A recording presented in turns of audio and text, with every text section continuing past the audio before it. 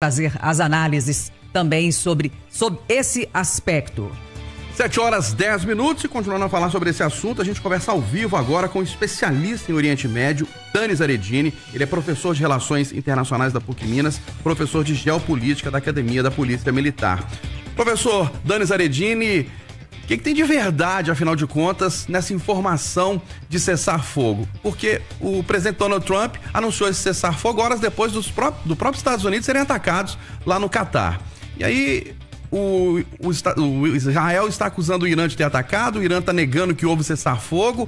Eu faço a pergunta para você, como eu fiz pro Michel Gavendo. Há uma guerra de informações também aí, ou não tem acordo nenhum? Tem alguém mentindo? Bom dia para você, professor.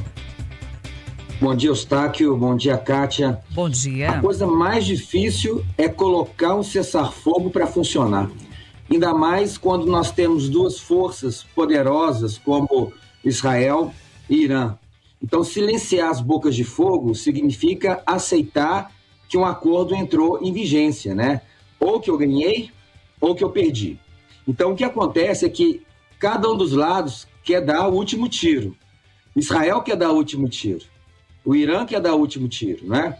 Então, me parece que o que aconteceu ontem foi uma jogada muito bem arquitetada pelo presidente Donald Trump de receber o ataque, um ataque coordenado, um ataque avisado, um ataque preparado pelo Irã contra sua base militar no Catar, a maior base americana no Oriente Médio.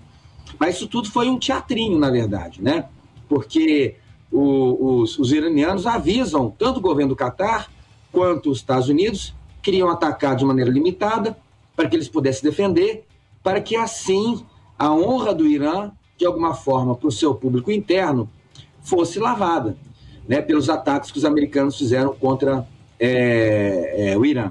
Então, o ataque de ontem gerou isso, e o que os Estados Unidos mais queria era acabar com esse conflito, porque mesmo com todos os danos gerados ao Irã, ele também gerou danos a Israel e custos altíssimos a Israel, né, do ponto de vista econômico, de infraestrutura, de segurança, e aos Estados Unidos.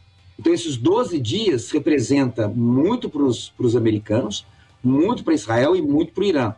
Então, todos queriam acabar logo com essa guerra. Só que quem vai dar o último tiro? Então, pôr isso em movimento, né, em razão dessas narrativas, é complicado, difícil, e nós vamos ter de aguardar o dia de hoje para avaliar até que ponto, né, esse cessar-fogo vai ter vida longa, vai acontecer, vai ser implementado e respeitado.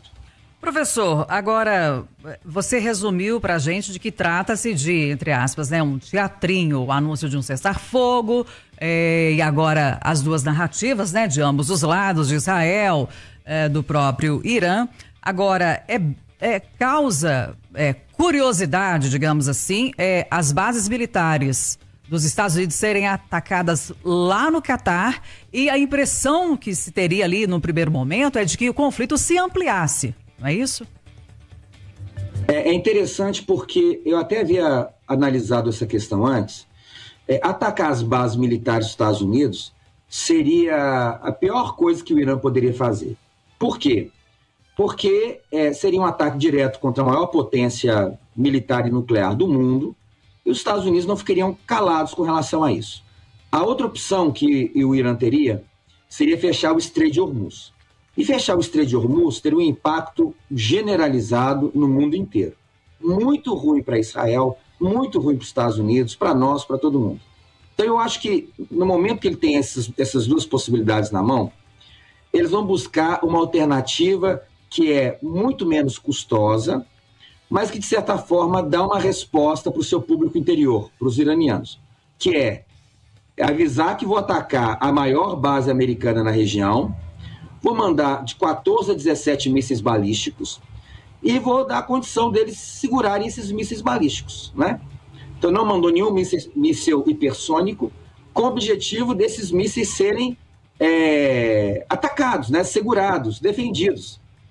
E logo depois do ataque, o próprio presidente Donald Trump agradece ao Irã por ter avisado que iria atacar e disse que agora é o momento de paz, que já estava organizando um cessar-fogo.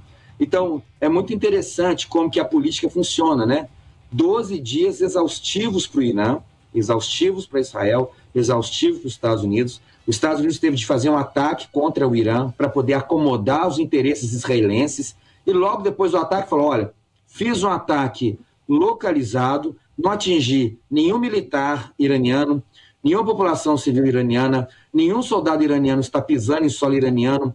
É uma coisa muito localizada para poder não permitir que o seu programa nuclear tenha arma nuclear e estou indo embora. Agora é o momento de paz. Só que pôr um cessar-fogo em funcionamento é extremamente complexo, porque nas relações internacionais, o que os Estados têm como maior importância é a sua reputação. Quem ganhou, quem perdeu, não é? Quem vai dar o último tiro? Então, o Irã acusa Israel de ter continuado a atirar, Israel acusa o Irã de ter continuado a atirar, isso é normal. Agora, vamos ver no dia de hoje como que essa coisa acontece. E vai depender muito da pressão americana com relação a Israel, para Israel não revidar, e da capacidade do Irã também não trocar tiros com Israel. Nós conversamos aqui no Jornal da Itatiaia, ao vivo, com o especialista em Oriente Médio, Dani